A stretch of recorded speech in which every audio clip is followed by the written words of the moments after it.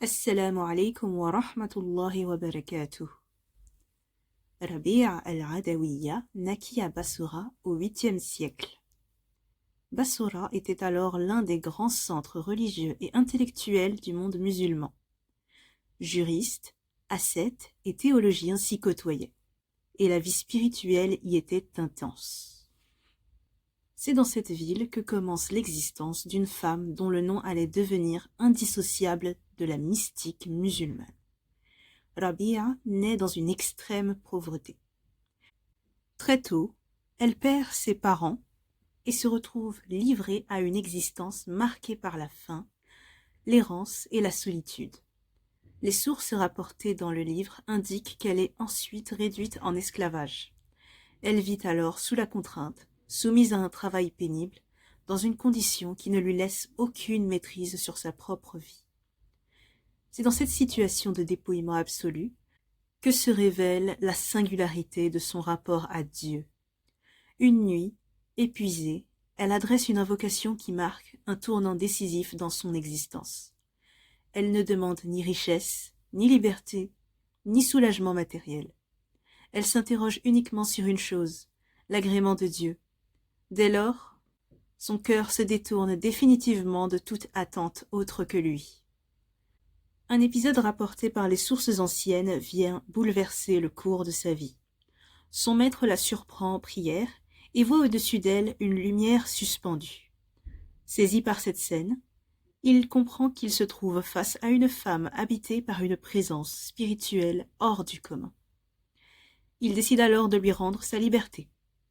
Rabi'a quitte l'esclavage, mais ne retourne pas pour autant vers une vie ordinaire. Elle choisit volontairement la pauvreté, l'ascèse et la solitude. Libérée, elle mène une existence entièrement consacrée à la prière, au jeûne et à l'invocation. Elle refuse le mariage et toute forme d'attache, affirmant que son cœur est déjà entièrement tourné vers Dieu.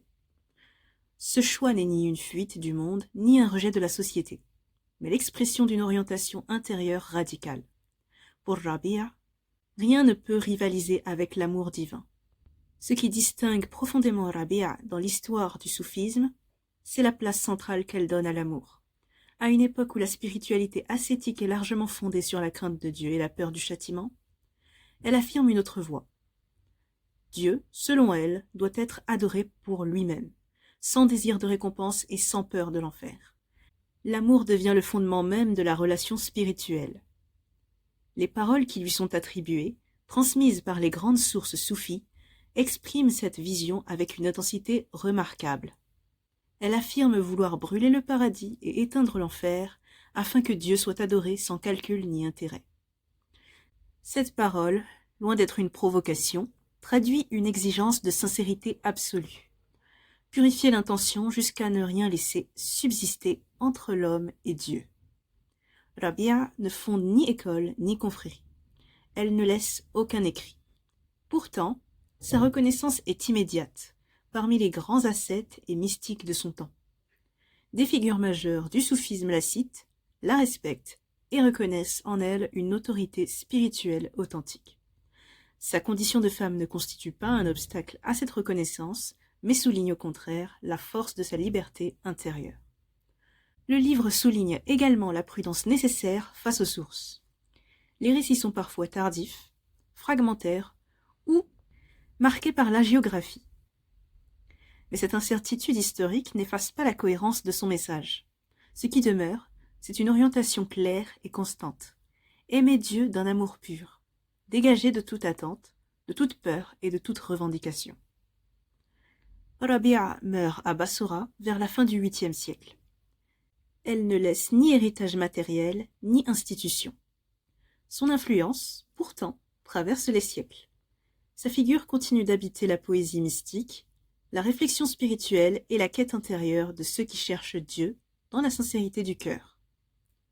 Ce podcast a permis de parcourir la vie et l'héritage de Rabi'a al-Adawiyya, dont l'enseignement demeure l'un des sommets de la spiritualité islamique.